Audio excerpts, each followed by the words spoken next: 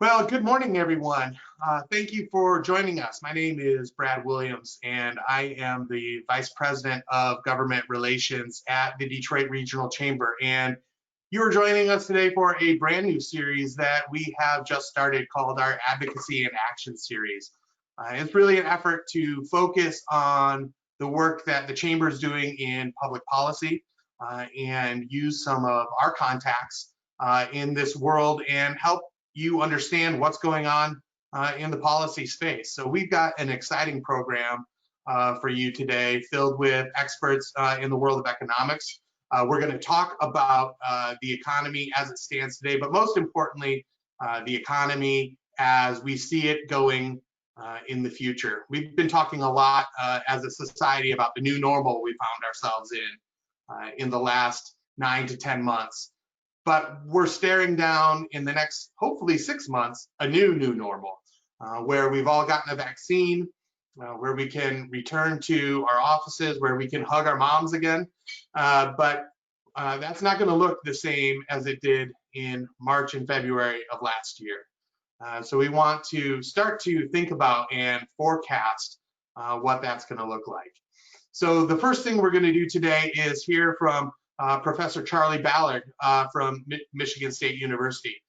Professor Ballard holds a PhD from Stanford University and is a noted expert on economics, is widely published and an expert that you've seen in the media throughout Michigan and nationwide. So Professor Ballard is going to come in and give us an overview of the economy as we see it now. And then we're going to bring in a panel that includes Chad Livengood from Crain's Detroit Business and Lisa Lunsford from GS3 Solutions. So Professor Ballard, with that, why don't you take it away and let us know what we're looking at right now, and we'll bring our panel in after that. Thanks so much for joining us today. Okay, thank you. Glad to be here. Let's see. I'm trying to share my screen. Am I doing that right? Can you see? I haven't seen it yet. Let's see. Okay. What am I? Oh, there. I think now I'm sharing my screen. There we go. Now, I see. Okay. Good. And I'm gonna hide some of this other stuff. And so, all right. So I've got a little PowerPoint here, and I'll try to be brief so we can leave plenty of time for the panel discussion. Let's see. I think I want to put this up to full screen mode. Does that work? Nope, that's too big. Okay. All right. So the first thing to say is we're going to try to talk about the future. Man, if it was ever easy to make predictions, now is not an easy time. I love this quote from Yogi Berra. It's tough to make predictions, especially about the future. But the way that economists usually make predictions is that we look at the past and we kind of extrapolate trends and so on. And so here's monthly employment in Michigan for the last 30 years. And you know, let's say you're in 1994, you got a pretty good idea of what 95 is going to look like. And then this little blip, this is what we used to think was a horrific month for employment in Michigan. That's January of 2009, the worst month of the Great Recession when we lost 100,000 jobs. But then look at this. There's March, there's April. And then here's the, at one time, rapid and now not very rapid recovery of employment from the crash of last spring. So, you know, extrapolating past trends doesn't work in a situation like this. So take everything that I say with at least 2 grains of salt. And then before I get into what I think might happen with the economy, look, there is no dichotomy between public health and the economy. And I think we're in an especially tricky time now because the vaccine allows us to see the light at the end of the tunnel, and yet we've seen people letting their guard down, so now deaths, hospitalizations, 1 million new cases a week. We're at all-time record for the spread of the COVID infection, So here's my advice to all of you who want the economy to get better. If you want the economy to get better, wear a mask. If you want the economy to get better, practice social distancing. Don't have large indoor gatherings. Okay, so now that I've said that, so then best case, and what's the best case scenario? Let's see, full screen mode. At long last, I got it right. Okay, best case scenario, maybe by May or June, we will have had enough people vaccinated that we'll begin to get the virus much, much more under control. And I'll be able to go to Texas and visit my mom and dad. But still, a lot of damage has been done to the economy. Thus, it's not going to suddenly, instantly transform to what it was before. And I think it will take many months. Most forecasts that I have seen say maybe by early 2022 we'll be back to something kind of like normal. But of course, some things will never be the same. I believe that the long-term trend toward increased use of online retailing and decreased use of brick and mortar, I think that may have been accelerated permanently by this. That doesn't mean that brick and mortar retailing will disappear, but I think it's a long-term trend that's not going to stop. Another thing that we're going to see is, I think a lot of businesses, a lot of workers have found that they can do their work remotely and they don't have to commute, etc. So I think there's going to be long-term changes in the commercial real estate market as a result of that. Okay, but as I say, some things will not have changed much. In both 2018 and 2019, Michigan was 32nd among the 50 states. That means that after the dust has all settled from COVID by 2022 or 2023, we're not going to be in the top 10 and we're not going to be in the bottom 10. I think we'll be rather similar. Just to give you some sense of it, here is a slide, oh, sorry about the formatting there, slide showing the most affluent state in 2019, which is the most recent year for which we have the data complete. Most affluent state, Connecticut. Poorest state, Mississippi. There we are at number 32. And I've included here all of the states in the Great Lakes region and the 10 most heavily populated states. And I don't think those rankings are going to be they may jumble up a little bit in 2020 because of COVID, but they're not going to, this is no permanent shift. One reason why there's not a permanent shift is that educational attainment is something that moves slowly. We were below the national average last year. We'll still be below the national average next year. And that is one of the reasons why we are not in the top 10 in terms of income. I think going forward, we'll have to have a serious discussion as a society about the groups who have been disproportionately hurt by this pandemic. I think the poverty rate is going to go up dramatically in 2020. And the pattern for that historically is that if it goes up in a recession, it usually takes several years to go back down to where it was. There's, at least the last time I checked the news, Senator Crain had said that they're almost ready for a federal stimulus. Maybe they'll get it passed today. Maybe it's already happened and there was news that I hadn't seen. And I think a further federal stimulus is appropriate now. If it were up to me, I would have it bigger than it is. I would have it to include some relief for state and local government, but that's not going to happen.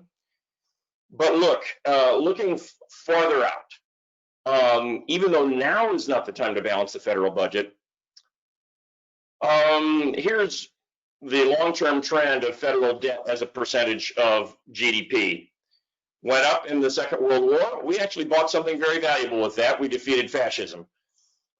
Then for a generation, we more or less balanced the budget and our economy grew. So debt as a percentage of the economy fell. But then that political consensus that we should pay our bills kind of broke down, except in the 90s. And then here's the effects of the Great Recession on the budget deficit, the debt. And then here's what was forecast not long ago. And then here's where I think we might be now. And so I'll repeat, if we don't want to end up like Greece or Argentina, we're going to have to do something to balance that budget or come closer to balancing the budget. I just don't think that the world credit market's appetite for federal debt is infinite. It's obviously very large, but I don't think it's infinite. And I'm just going to quickly get us in the holiday spirit by singing our state song to the tune of "O Christmas Tree." A song to thee, fair state of mine, Michigan, my Michigan. But greater song than this is thine, Michigan, my Michigan. The whisper of the forest tree, the thunder of the inland sea, unite in one grand symphony of Michigan, my Michigan. All right. I hope that was as much fun for you as it was for me. I'm going to stop sharing, and now I'm going to turn it back to Brad. I don't know, Dr. Ballard. Is it allowed in MSU's IT guidelines to have blue lettering in to use the word Michigan? I don't know. I'm going to have to check on that one. Well, I'll tell you, yeah, I like this, the thunder of the inland sea in blue, and then the whisper of the forest tree in green. I will be honest, my grandfather, my son, and much of my money went to the University of Michigan, so I don't hate the Wolverines. I mean, there are certain times when I really can't stand them, but I don't hate them the way some people who live in East Lansing do. All right. Well, we'll keep this between us. So we're going to bring in a really exciting panel now. First of all, we have Lisa Lunsford, who is the CEO and co-founder of Global Strategic Supply Solutions.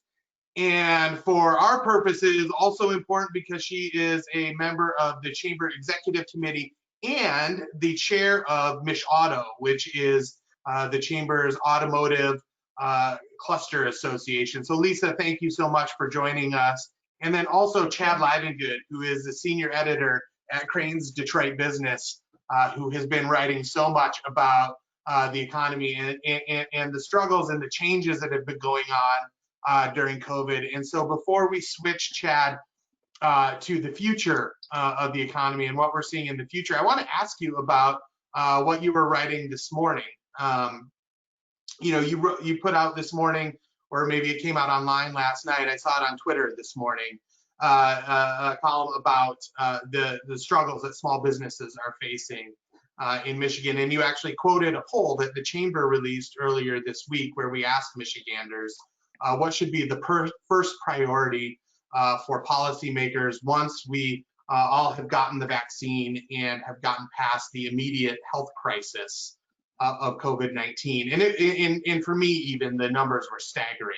58% of Michiganders said the top priority should be providing aid to small business. Next, at 6.7%, was fixing the healthcare system. So it's 58%, number one, small business. Number two, 6.7% fixing healthcare. I mean, this is the fourth poll we've done this year, and I've not seen a majority for anything like that.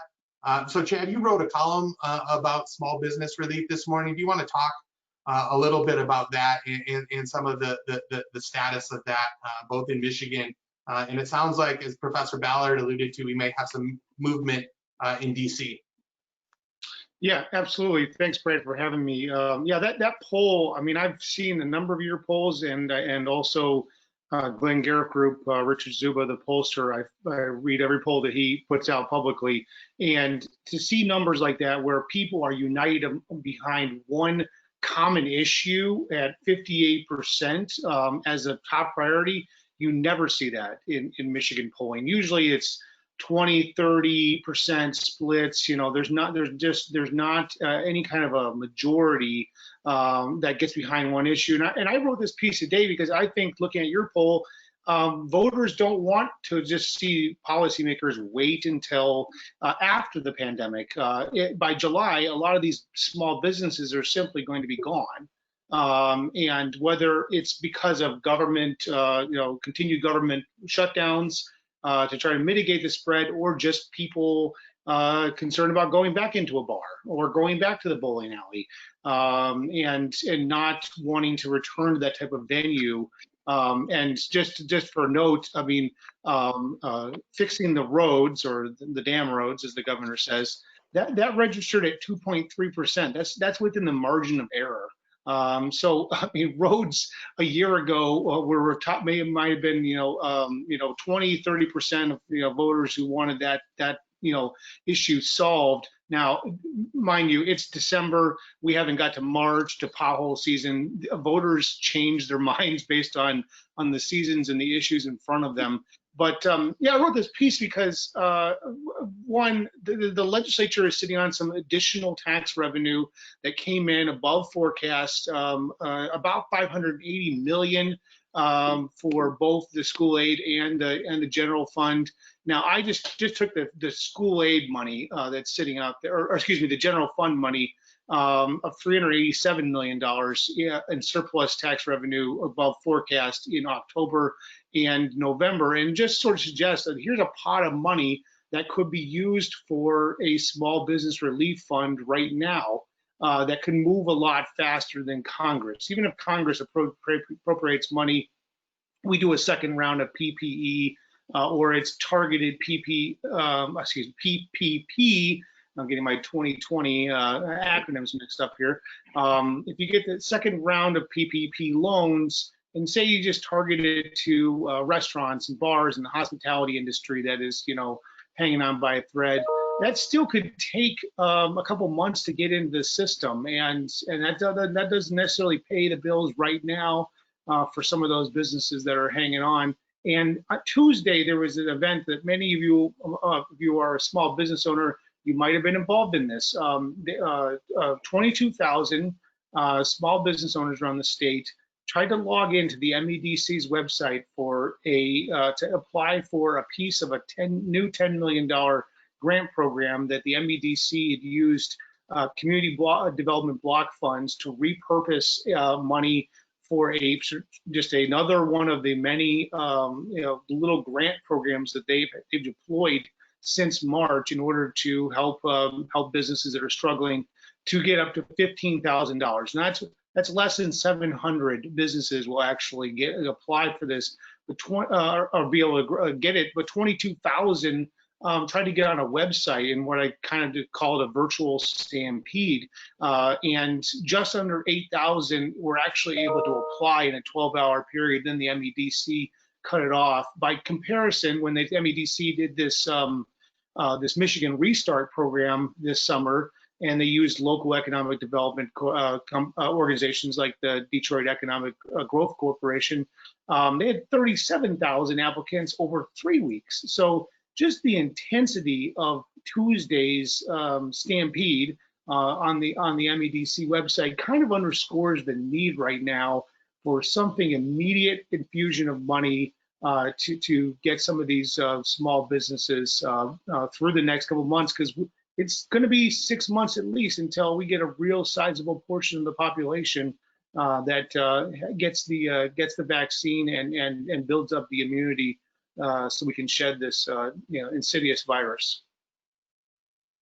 That's great information, Chad. And I neglected, as we were opening up this program, to let you know that you too have the opportunity to ask us questions. And if you've participated in chamber programming on this platform before, you probably know all about it. But there's a chat function and a question function. Please feel free and drop your questions in here. I'm monitoring it as we're going along, and I will drop these in as the conversation continues. But Lisa, you're a business owner, and you're not a small business owner per se, or certainly not the type that's facing these existential crises like Chad is referring to, like the restaurants and some of our retailers are. But I'm sure you can empathize with the situation that they are dealing with. Hearing the story that Chad's telling about the $10 million and 22,000 people lining up for it, and it's certainly not enough. And I think even the MEDC knows it's not enough. What is the advice that you would give to the MEDC if Mark Burton, the CEO, gave them today, or the governor called you today and said, hey, what should I be doing to help keep these small businesses afloat until July, when we can start getting people back into their in the door? Wow. Well, I think that, I agree with Chad, a lot needs to be done. I mean, to know that 22,000 actually applied, and it still wasn't enough to go around.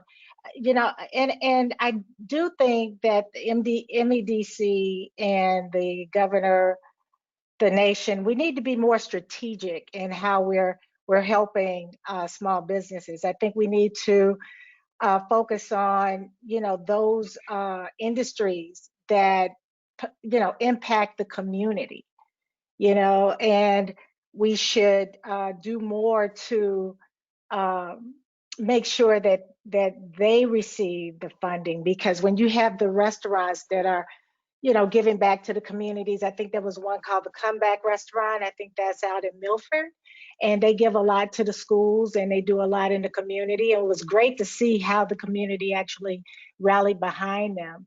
And it's just when I think of it's just scary, for one, to think that we never could have planned for such a thing.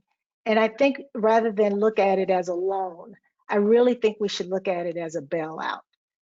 I think we should do everything that we can to keep those businesses afloat and help those people to continue to give back to their community. I think the pandemic exposed our inability to provide for ourselves.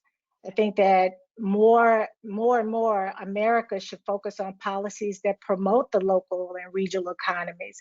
And that as we race towards the zero emission mobility economy, I think we should do more to manufacture here, you know, create good paying jobs that then support other businesses and industries that are around it. As I look at it and see that we made nothing, you know, not a mask, not a pill, not a drug. It was just disheartening to know that back, as my daughter would say, in the 1900s, America was known for its manufacturing might, and we walked away from it. You know, we gave it up. And I think the pandemic, as we move forward, I think the pandemic more than ever exposed that, and we should do more to bring that back and focus more on our nation, our local and our regional economies. So, Dr. Ballard, one thing we talked about in our pre-call, and I think is an interesting thing that I would like to hear your perspective on, and then certainly Lisa's in the industry, and Chad from you know, what he's hearing from others in the industry. You know, this year auto stocks have gone up. That's one industry that's actually done well in this economy. Auto stocks are up 12% over the course of this year. But I just know anecdotally, just for myself, my car, as someone who's been working from home for 9 months, and just looking at the rest of you, it looks like we're all in the same boat.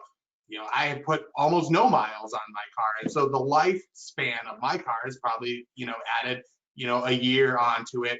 So, you know, as this being the signature industry of our state, is that, does that create, you know, some red flags for, you know, the out years that, you know, maybe it, you know, had a short-term, you know, net positive because people had maybe a little bit more cash at the top end of the income spectrum because they weren't spending commuting costs, so they could maybe upgrade their car a little bit. But for over the long term, is that something we should be concerned about?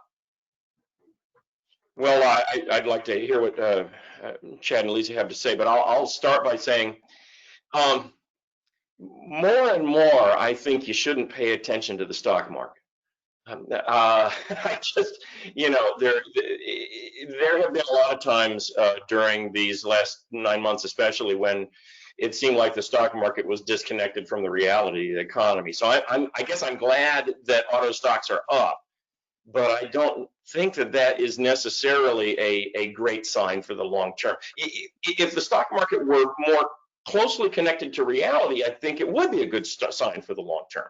But I'm not sure. I mean, you look at North American car and light truck sales, and whereas for a lot of other industries, it seems like there's a long-term upward trajectory. Vehicle sales, 17 million seems like about the top. We were at 17 million 15 years ago, and then we had the Great Recession, and it plummeted, and then it came back. And I don't hear anybody predicting, oh yeah, in a couple of years we'll have 23 million sales in a year. So the auto industry, boy, what a challenging industry to be in, with much more competition than we had decades ago, and also the challenges of fuel efficiency and electrification and autonomous vehicles. So it's a wild ride in the auto industry, and it's likely to continue to do so. So I'll let the others chime in.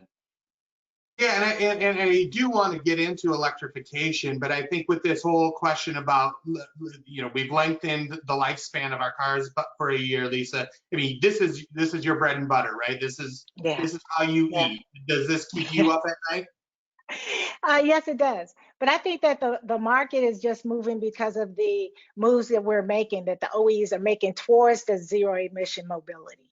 EV sales were up. I mean, Tesla had its greatest 3 months this past summer into the fall. They delivered over 320,000 electric vehicles, and half of that was done in a 3-month time period.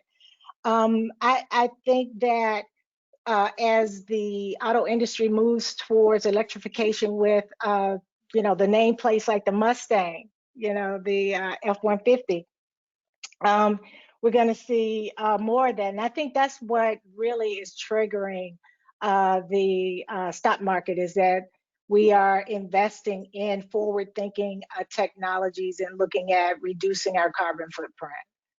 But yes, it does keep me up at night because I don't know what's going to happen second quarter of 2021. I like to encourage everyone to continue to purchase vehicles and to also, again, purchase EV vehicles, because again, like I said before, EVs are here to stay. And the more we move towards it, the more we have the opportunity to build out our economy, a robust economy around that ecosystem. I'll let Chad. Well, I noticed, Lisa, you brought up the Mustang Mach-E, and if anyone wants to join the Brad Williams lobbying campaign of my wife to put down a deposit on a Mach-E, all the more the merrier. Love that. Oh, I tell you, I love it. I miss the engine sound, of course, because I'm from that era that I love waking up to the smell of exhaust and hearing the rumble of the IROC-Z and the Mustangs, of course. But EVs, they're a way to go. It looks great. It's a great looking car. So can't wait to get my hands on one. I can get a Spotify replication for engine noise. That I can do. For sure. I too. An article a couple weeks ago where you were talking to Linda Apsey about changes in the energy world, and we saw a 9% drop in greenhouse gas emissions in Q3 year over year. I also read an article not too long ago from Bloomberg about how we may have reached peak oil consumption over the course of the pandemic. Gas prices are right around $2 a gallon. They drop a little bit low, maybe go a little bit above, depending on where you are in the week. But is it possible, going back to what both Lisa and Dr. Ballard have got on, that we might be at $2 a gallon gas, but still see a rise in electrification in vehicles at the same time? It seems counterintuitive, but is it possible that those two things could happen at the same time? Yeah, absolutely. And something we haven't even gotten to yet or come to grips with all of this reduced driving is our already broken model for funding transportation in Michigan is going to be more broken. And in that the gas tax was already a dying tax. And I've written this many times. It is naturally going to decline. And even though they've built in these triggers for an inflationary increase, that's not going to keep up with what's happened here. And just I have my own personal experience. I have a 3-year lease on a Chevy Malibu, and just a good commuting car, because I'm a commuter between Detroit and Lansing all the time. and that car was well over miles coming into 2020. At the start of the pandemic, I was supposed to be at 30,000 miles in July, and I was already at 33,000 miles in March. So I was already sweating, up the storm that in 2021 I was going to be paying GM, major overage charges. And I've only accumulated 37 or 4,000 miles since March, and so I'm not going to have to I'm probably going to squeak in under 45,000 miles next July. But I think there's part of this is going to catch up with the automakers, is that their business model, especially with these type of cars, is very much geared towards leases and turnovers, and getting that extra charge from the customer at the end of their lease, or getting them to basically renew and just get another lease. And so I kind of wonder, how many people are in my boat, and I'm guessing it's a lot of people, and that we will start to really see that residual out in year 2 and 3 and beyond. And then there's households that have figured out that they only need one car now, and they can just get by with one family vehicle, basically, because maybe both mom and dad are working from home, and so and they see that their companies and their trends are going to stay that way. So there's a whole lot of upheaval, I think, we still haven't seen yet in the days of what is it, 17 million vehicle sales a year. I'm skeptical that will continue. And at the same time, now going forward, like I said, I talked with Linda Absey at ITC Holdings, and they have spent 2020 trying to keep the electric flowing, but also starting to really think about how are we going to build out this infrastructure so that you can accommodate hundreds of electric vehicles in one shopping mall or one destination. I mean, our businesses now have built in a half dozen or more, or maybe a dozen electric charging stations in their various office parks and such. There's a whole bunch of infrastructure that businesses have got to start thinking about if they want to, and they're inevitably their employees will demand that and have that. But that's rethinking a lot of parking garages and parking lots in suburbia, and so there's a lot of challenges ahead in order to actually make this more of a reality. So we got a question from the audience regarding the incoming administration and President-elect Biden and his team. And I'll ask you first, Dr. Ballard. He has indicated that he intends to appoint Janet Yellen as Treasury Secretary. He's starting to fill out his economic team. Just yesterday, Mayor Buttigieg as Transportation Secretary. What do you think of the folks that he's appointing to his economic team so far? Some of the early plans that he's starting to leak out in, does that give you as an economist confidence as to what we're going to see in January? Yeah, I am cautiously optimistic. I like a lot of the choices. Certainly Janet Yellen is an excellent choice. Cecilia Rouse for the Council of Economic Advisors. Many of the people who are likely to be taking those cabinet positions, they have solid credentials, they have experience. I think that policymaking generally is likely to be much more orderly in a Biden administration than it has been in the Trump administration. I guess that's setting the bar pretty low, because the Trump administration, frankly, policymaking has often seemed very chaotic. I think you've got a lot of experienced people, a lot of people that Biden has known for years and years and trusts. So I like the team. Now, there are limits to what any administration can do.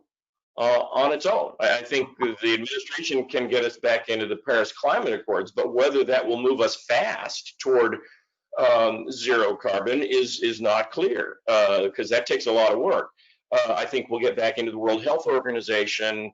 I think we'll do a lot of things like that I think are good moves. But remember, at best, from the perspective of Joe Biden, at best, if Democrats win both of the Senate elections in Georgia, then they get to a 50-50 tie. And then you've got Vice President Harris to cast the tie-breaking vote if it's a 50-50 vote. That is a very narrow majority. There was a time before the election when many Democrats were thinking, okay, Biden's going to win big. They're going to control the Senate 53-47. They're going to gain in the House. Those things didn't happen. If it's 50-50, it's hard to move the needle very far. I think progressives who were hoping for a really, really strong progressive agenda, Green New Deal, whatever, probably not going to happen. I think we'll have incremental policy changes. I think much depends upon the personal relationship between Joe Biden and Mitch McConnell, who have known each other for years. We'll see whether they're able to work well together. So, Lisa, it's been interesting, thinking about this new administration. I have an 11-year-old daughter, and she's like me. She got this from me. She likes social studies and politics. She followed the whole presidential election this year. So we decided to have her watch The West Wing with us. We've been kind of starting from scratch. And so we've been watching it. And so a lot of the environmental storylines about environmental policy have been about how we've got to fight Detroit on all these environmental policies. And, there's a lot about The West Wing that feels dated, but that seems a reference that feels really dated right now. And, you hear a lot about the incoming Biden administration, as Dr. Ballard just referred, going back into the Paris Climate Accords, focusing on electrification and, increasing miles per gallon. As someone who's in the auto industry, how do you feel about a new administration that clearly is going to be much more to the left on climate change policy? How does that make the industry feel? What is the industry reaction to that, generally speaking? I think the industry welcomes it. We're already there. We're already focused on those innovations. We're already pushing ahead. Again, I mentioned those iconic nameplates. I'm looking at the Mustang. I'm looking at the Cadillacs, that they're introducing. So the industry is already there. And MICHauto is sitting there and actually advocating for the policies and strategies, not only inside of our state, starting here with our state, but also pushing for those agendas for the national standard. I think that's what we're missing here. I think one reason why the U.S. has been slow to adopt EVs is because we do not have a national standard. You look at Europe. Europe has said, okay, by 2030, no more ICE, internal combustion engines. China is setting the rules of engagement as far as electrification in their country. And everybody is going in lockstep. And guess what? The OEs, the American OEs are doing that. They are going ahead, pushing forward and looking to reduce their carbon footprint. So as far as, I get what you're saying, like, the West Wing says, oh, we got to fight the big gas guzzling group out of Michigan, but Michigan is leading. And I think that's one of the storylines that we truly forget, that Michigan is the founding of mobility, period, mobility. You could, any way you want to define mobility, at the end of the day is moving people and goods from one place to the other, right? And we should be touting that, showing that we are ahead. And again, that's why I think that the stock market, why the auto stocks are up, because the Wall Street or America is starting to realize that we are doing those things to move towards that. I just always look for balance as we're moving forward.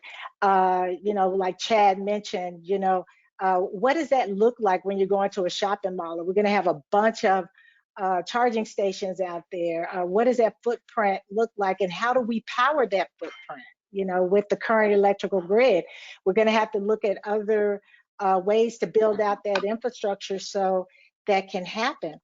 But, you know, and as we're moving towards that, I see where the industry now creates other industries like the battery repurposing. You know, as those batteries come offline, how do we use those in the second life to power the electric grid, to use it for generation, electrical power generation? How to look at it as a storage management system for the homes, solar panel and wind turbine manufacturing, rare earth manufacturing. You know, there are things that are popping up out of this industry, out of Michigan, because of Michigan, that I think will be very good for the nation. And Michigan is at the forefront of that, and we should be right there in DC, making sure that folks understand that it is happening here in Michigan. And so, Chad, as we're starting to focus on, you know, January 20th and beyond, you know, I know you're doing reporting and probably talking to, you know, all 7 Republican members of Congress and their staff from Michigan. What is your sense from our Republican congressional delegation about their willingness to work with the new administration? I mean, I've heard some, you know, some sentiment that, you know, Republican members of Congress who've kind of forgotten their deficit hawkishness over the course of the last 4 years may find it again, and use that as a willingness or as the reason to reflexively oppose some of the incoming administration's policies. But, you know, as you're talking to your sources, do you get the sense that there may be a willingness to work together, or are we just going to see another repeat of the last 4 years? Well, to Charlie's earlier point, they're going to have to find their hawkishness again at some point. I've lost track of how many trillions of dollars the Trump administration has spent in 4 years. They were already spending $1 trillion deficit a year, and then this year, and how many trillions have we pumped into the economy? It's just, you know, mind-boggling. And we're talking about what's that? For the fiscal year that ended September 30th was 3.1 trillion. With a T. I mean, George Bush spent that much, you know, on Iraq, and we had a huge debate about that, but we haven't even blushed, you know, hardly, it seems like, in these times, and we're getting ready to potentially spend another $1 trillion, you know, just to basically get to May, and get out of the COVID winter, and that's going to be necessary. But yeah, it seems like this is an opportunity if Republicans want to, you know, go back to the mantle of fiscal conservatism, this is the time. But there's also, you know, still a larger debate about tax policy. There's going to be a pursuit of, you know, if there is a, you know, if there is this 50-50 split, there will still be a pursuit of some type of tax reform that's going to roll back the Trump tax cuts for the wealthy. You can just, you know, place a bet on Wall Street on Wall Street on it right now. But here's the problem. It's December 17th, Brad, and we have members of the Republican delegation in Michigan who still have not acknowledged that Joe Biden is the president-elect of the United States of America. Basically, Bill Huizenga in West Michigan, Paul Mitchell, he's leaving office. He just left the Republican Party. He's acknowledged, and Fred Upton, and that's it. I mean, like Congressman Tim Walberg and John Molinar up in Midland, and Jack Bergman in the Upper Peninsula. Yeah, they have remained silent about who is the president-elect. And I think that, you know, politically, this Republican Party is still going to be married to Donald Trump for the better part of this next 4 years, especially if Trump wants to keep this alive, and he basically keeps his pack alive, and he goes around and raises money, and he does the rallies, and basically just you know, becomes the the former president who's out, trying to stir up his nationalist movement still. And that will dictate how the Republican Party operates.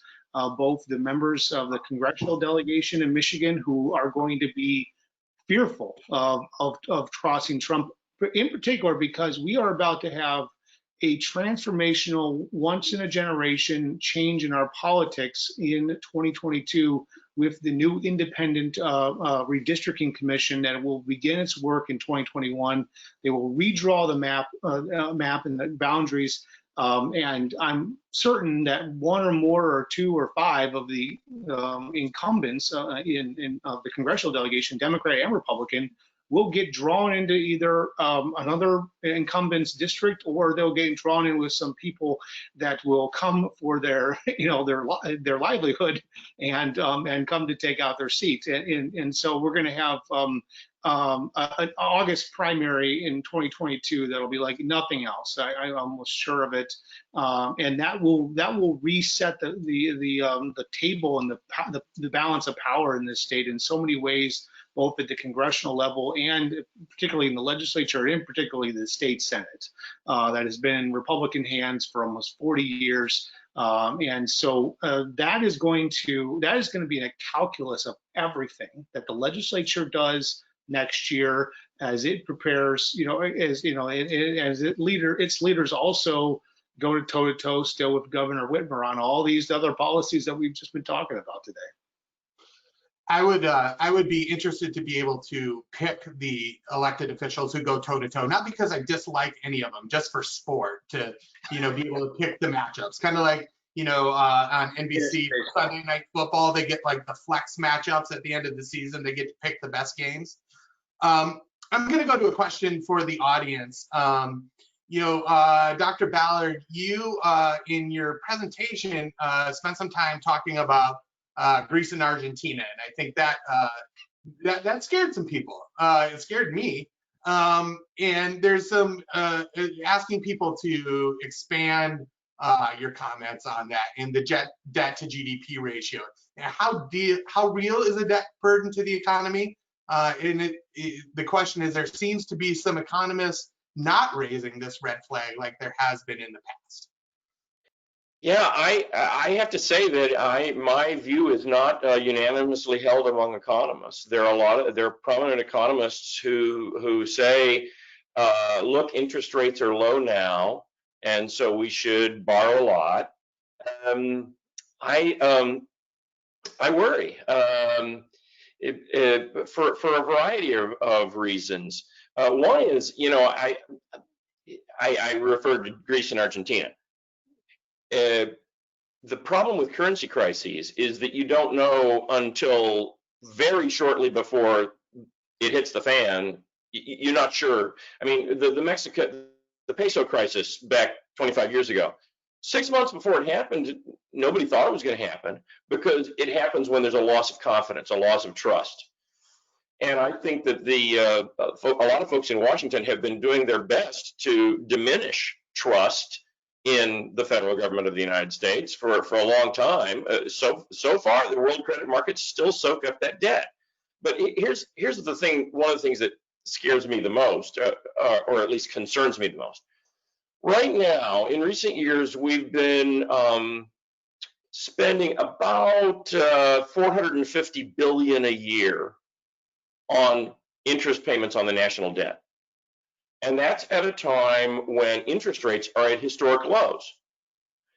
If interest rates for any reason were to rise to where they were in the 80s, or anywhere close to where they were in the 80s, then that amount of money that you have to spend on servicing the debt would triple.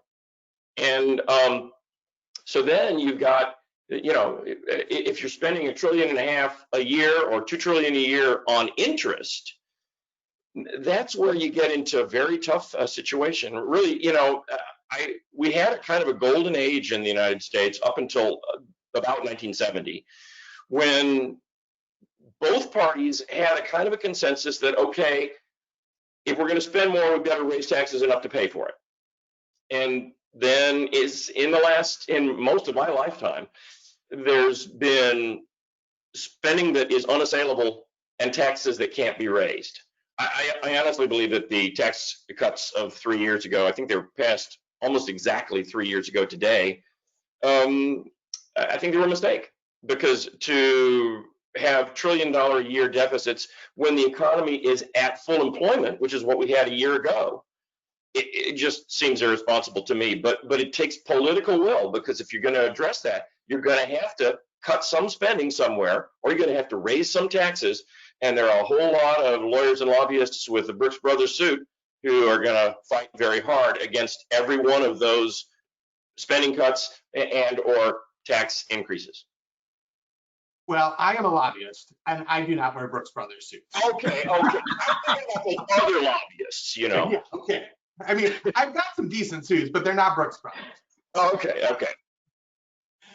Lisa, I was reading a paper this morning from the Brookings Institution about one of the potential outcomes of this may be the loss of low-wage jobs. Because, an example would be because of the loss of commuting time. The average American spends 25 minutes commuting. And the example was, think of all the money you spend commuting. Potentially, you stop at the gas station, you get a cup of coffee, maybe you stop and get some breakfast. Those are all monies that are supporting low-wage jobs, right? And so, if we extrapolate those out, those are going to go away. But I want to give you a minute to give maybe a free commercial for your industry, which is not low-wage job, right? And so before the pandemic, I know from talking to Glenn Stevens, who is the executive director of MICHauto, talent was the #1 issue in the auto industry, and getting people into the industry. For those people who are maybe looking into July and getting back into the workforce, what are the steps that people should be thinking about, that they can be taking to get back into the workplace? And if they're interested in the industry, why should they think about that? Wow. Well, one of the things is just know that the automotive industry is a high-tech industry. It is more than just the assembly line. We are talking about innovations that are driving the world economy. We're looking at EV development. Once again, I'm talking about other industries that'll pop up out of that. We are talking about using virtual reality, to manage our factory floors, or looking at it's leaving me right now, but virtual reality also is being a part of that. But all this high-tech Industry 4.0 that is integral to our industry is we're looking to onboard. I want to tell the talent, I would love to keep the kids that we have here that are graduating from our institutions. I would love for them to come into our industry and remain. But I encourage them to also leave Michigan and then come back, take from other industries and bring that knowledge back just to make this industry better. I know that we are having a hard time recruiting. And I think sometimes we mainly recruit from the same pond. We fish at the same pond, as opposed to expanding. I think we need to expand our reach, go outside of Michigan, go out into the nation, go to HBCUs and recruit from there. There's a wealth of talent all over this nation, all over this world that we haven't begun to tap, and I think it's only because, we really don't tout the automotive industry. Most people think of it as a dirty manufacturing industry. And like I was saying before, no, it really isn't. It's glamorous. You have automotive design, interior design that really affects fashion. It's in the household. If you look at a line on a Cadillac, 9 times out of 10, you see it on a couch in your house. And most people can't see that, but when you see those angles and whatnot, you see that in your kitchen. The Mustang, when I look at the interior of the Mustang. In case you don't know, I am a Mustang baby, so So maybe you can like help you. I love Mustangs. I'm sorry, but I love Jeeps too. I love them all.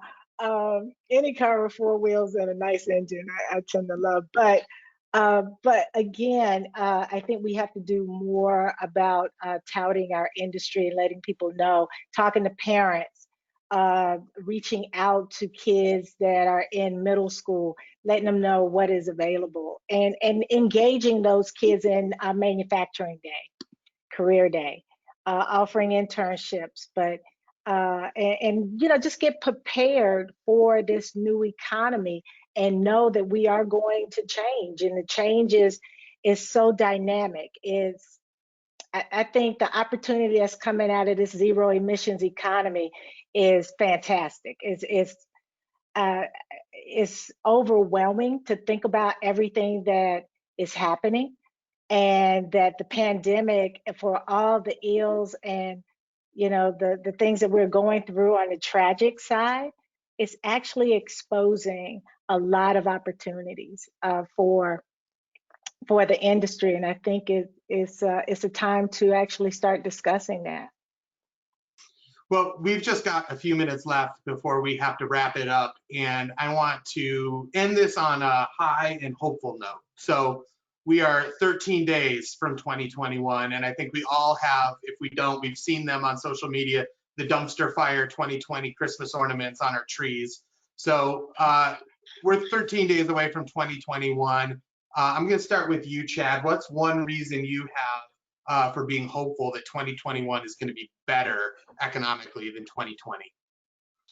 I think we have learned a lifetime of learnings, to quote Mike Shirkey, that he likes to use that phrase, that we really just come and evolved a lot in the last 9-10 months as a society and as economy, and I think that there's a lot of hopefulness that we will learn a lot from those, take these experiences and build from them as we move forward into this new year.